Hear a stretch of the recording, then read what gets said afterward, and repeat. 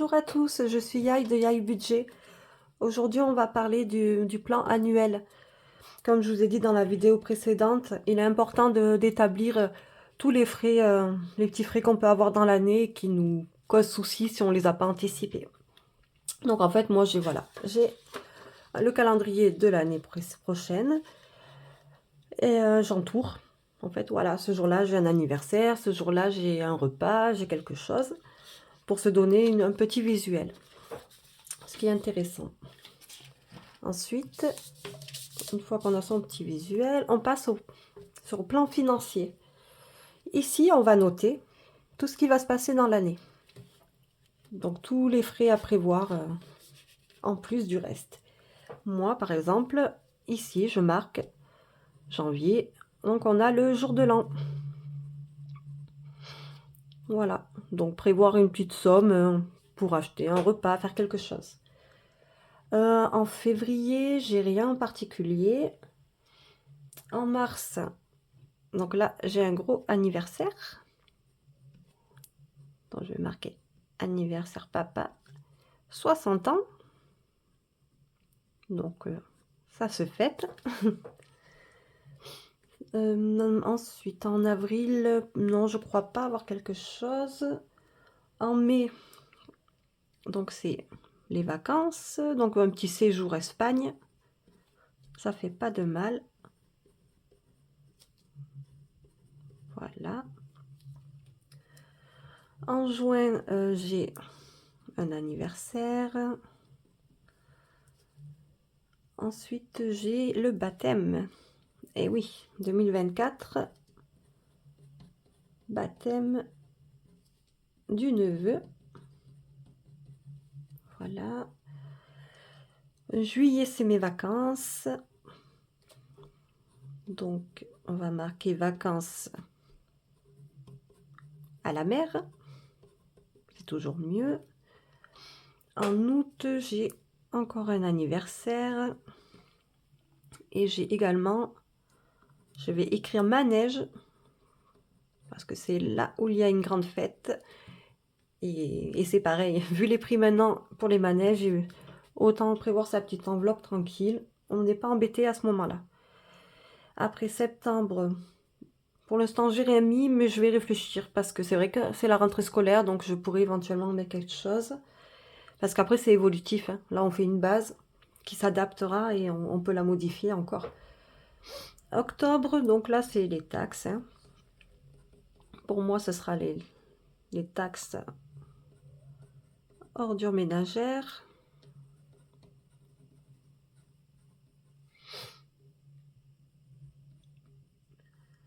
Voilà. Et puis, j'ai également week-end famille. Je prévois toujours un petit week-end tranquillement. Novembre, j'ai un anniversaire. Décembre, j'en ai 2. Bon, après, je fais simplifier, hein, mais après, vous pourrez marquer anniversaire Thomas, anniversaire Julie. Voilà, là, c'est pour faire le modèle. Noël, également en décembre. Après, c'est valable pour tout. Si on fait le ramadan, on prévoit son ramadan. Si on fait Pâques, on prévoit Pâques. Les baptêmes, les communions, le mariage, enterrement de vie de jeune fille. Tout ce qui peut se passer dans l'année et qu'on le sait à l'avance, il est important de le notifier et de lui mettre une somme attribuée aussi. Voilà. Ensuite, moi en bas, là, j'ai une petite case pour mes notes. Et je vais rajouter, en fait, 50 € pour invitation.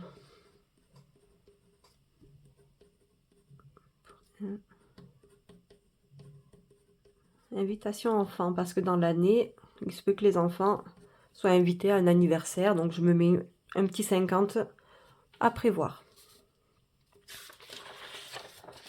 Donc voilà, plan financier par mois. Qu'est-ce qu'on va avoir cette année à faire? Ensuite, on va le quantifier. Donc en fait, moi, ça donne ceci, de ce que j'ai calculé.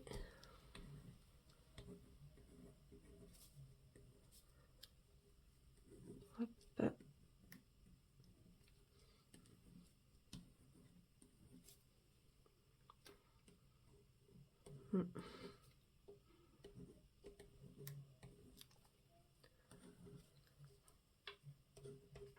Donc ça, le calcul comme ça, vous le ferez après la feuille suivante, qui vous aidera mieux. Mais voilà ce que ça donne. Donc je me retrouve que si je devais faire sortir cet argent-là pour le mois, mois par mois, voilà, premier mois je sors 100 euros, ok.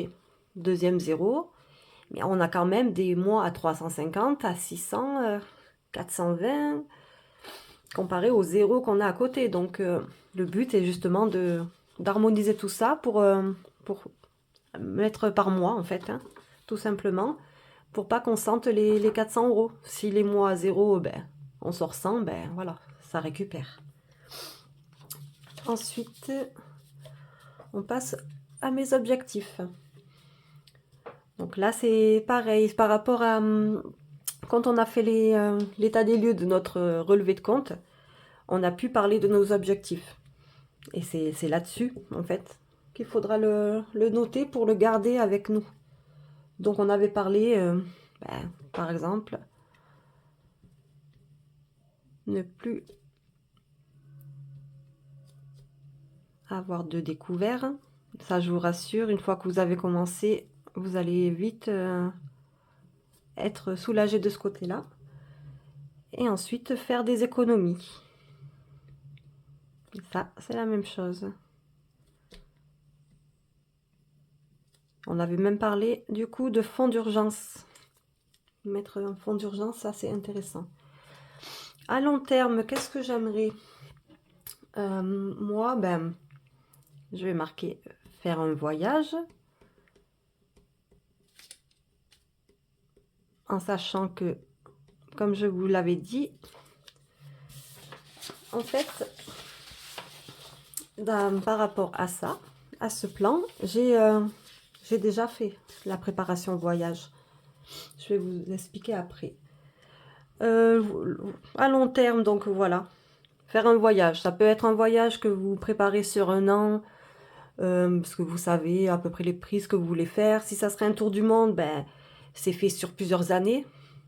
Donc on prévoit ce projet sur plusieurs années et après, voilà, on profite. Ça peut être prévoir pour les études aussi, mettre des sous de côté pour les études des enfants qui deviennent de plus en plus chères. Donc chacun a ses propres objectifs à court et long terme, mais c'est important de les écrire et de les avoir pris. Ma liste. Donc ma liste, moi par exemple, c'est des choses pour pas oublier. Donc j'avais mis contrôle technique, à venir par exemple. Donc à ne pas oublier, ou ça peut être un rendez-vous. Un rendez-vous dentiste, orthophoniste, ophtalmo, à ne pas oublier ou à prendre pour cette année. Donc après, on écrit ici toutes nos listes. Et après, un peu d'être positif là, ça fait du bien. Motivation. Donc s'écrire un petit quelque chose. Donc moi, je vais écrire... Je vais passer une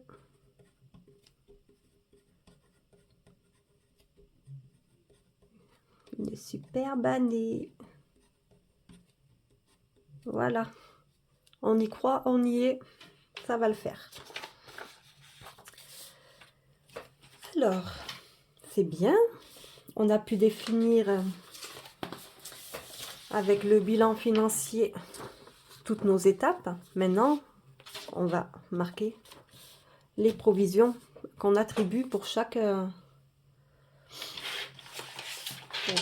pour chaque thème, hein, disons. Alors, on va commencer par les anniversaires. Alors moi, anniversaire, donc j'ai les 60 ans. Voilà, donc hop, je vais attribuer 100 euros. Comme ça, je suis tranquille. Ensuite, anniversaire, je vais faire simple. Sur mon bilan, mon plan financier, j'ai compté 5 anniversaires. Donc, je vais mettre en simplifiant, anniversaire 5.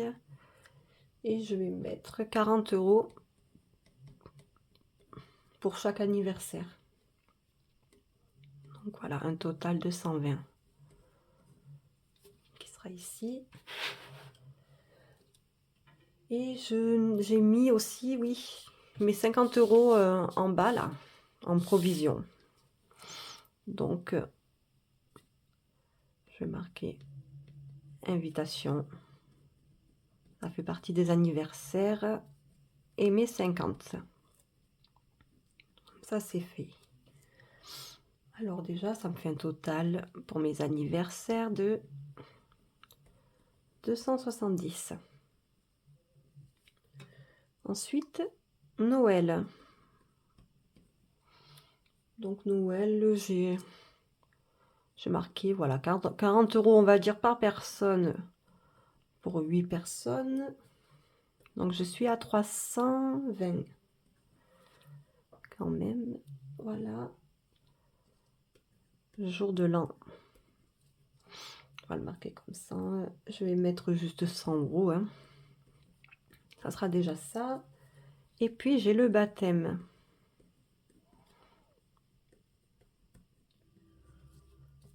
On va partir déjà sur une base de 50. Donc on fait son total ici. Le total de tout ça. Je suis à 740. Vous imaginez bien que 740, si on les prévoit pas, c'est vite problématique. C'est ces choses-là en fait. Hein. Oh mince, j'ai un baptême ou j'ai un anniversaire. Il faut absolument que j'achète un cadeau, mais je suis à découvert. Et ben on fait quoi? Ben on amplifie le découvert. Là, c'est fini. Tout ça est derrière nous. Ensuite, vacances. Ça, c'est sympa. Alors, donc, je vais mettre mon séjour Espagne.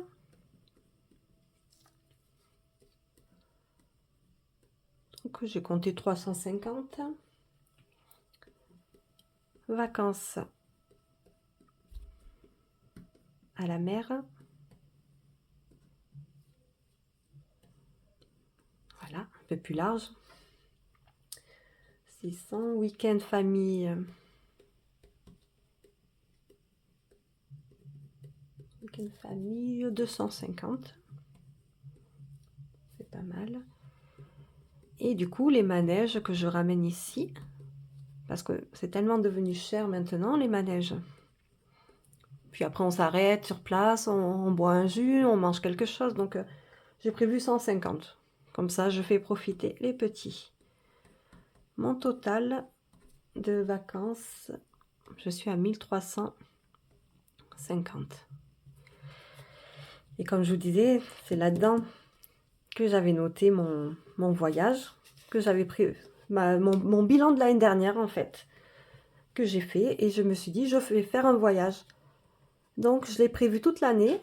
Je l'ai quantifié comme ça. J'ai mis de côté comme ça. Et là, j'ai les billets. Et je pars dans pas longtemps.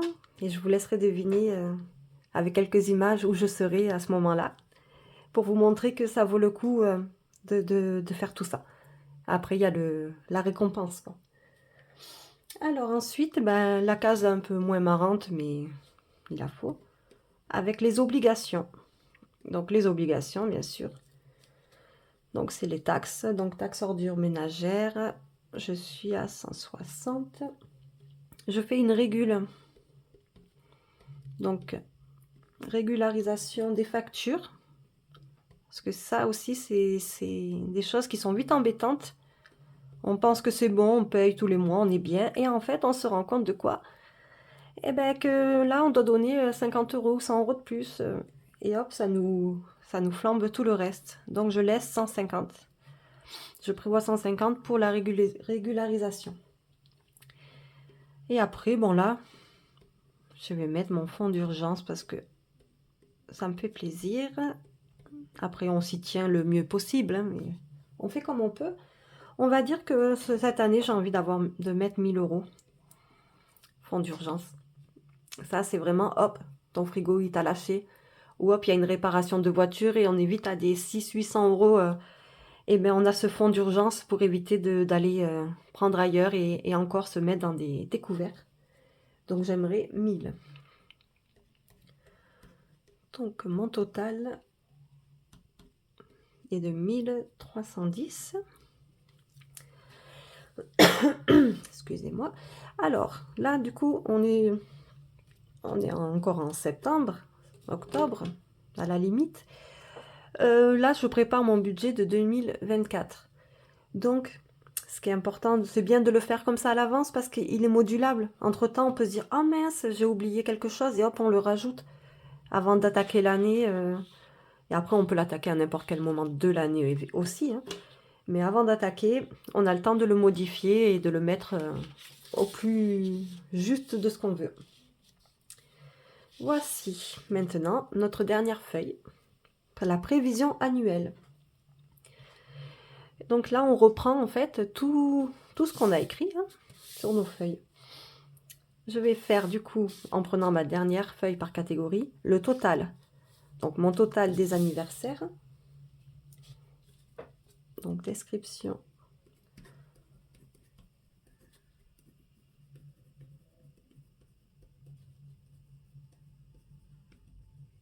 Total anniversaire, on a dit 270. Donc c'est mon budget annuel. Et on va le mettre en budget mensuel. Le budget mensuel, à vous de voir si vous voulez faire fois sur 12 mois ou sur 10 mois. Là, on va le noter, je vais le noter sur 10 mois pour faire plus simple. Mais ça peut être sur 12 éventuellement, il n'y a pas de problème. Donc simplement, ça me ferait 27 € par mois. Donc en mettant 27 € par mois dans mon enveloppe, j'ai le quota, la somme qu'il me faut pour tous les anniversaires de l'année. C'est très intéressant. Et si on peut, en plus on va l'arrondir à 30, donc on aura une petite marge de plus. On va être à l'aise. Vraiment, ça c'est important. Ensuite, je fais mon total de Noël. Et je vais mettre avec Noël le jour de l'an, hein. De toute façon, ça reste à quelques jours près, ça va avec. Alors ça me fait du coup 420.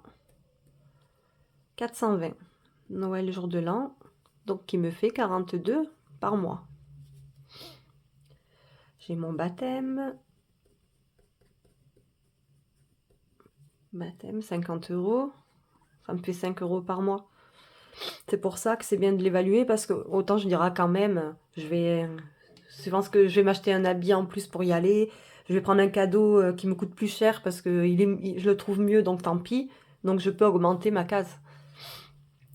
Donc ça, c'est évolutif à chaque fois. Les vacances plus week-end. Parce que quand on fait notre enveloppe vacances, c'est les deux, hein. Donc là, évidemment, on est à 1200. Mais en fait, on met que 120 par mois. Tranquillement, 120 par mois dans ta petite enveloppe. Hop, et après, tu as ta somme. Ça va très vite, hein. Ma sortie manège. Je ne l'ai pas mis dans vacances, j'avais pas envie. Ça, c'est le plaisir pour les enfants, mais c'est pas vacances pour moi. Donc, ça fait 150 €, donc 15 € par mois. Ensuite, j'ai la taxe. Donc là, je vais mettre les taxes plus régule que j'ai prévu pour les factures. 310. Donc ça me fait 31 par mois. Et mon fonds d'urgence.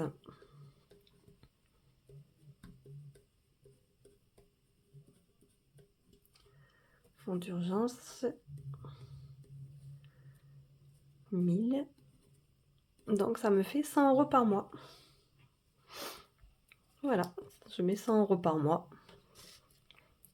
Ça va très bien. Donc on est avec un total de 3400 de budget annuel que j'ai besoin pour tout ça.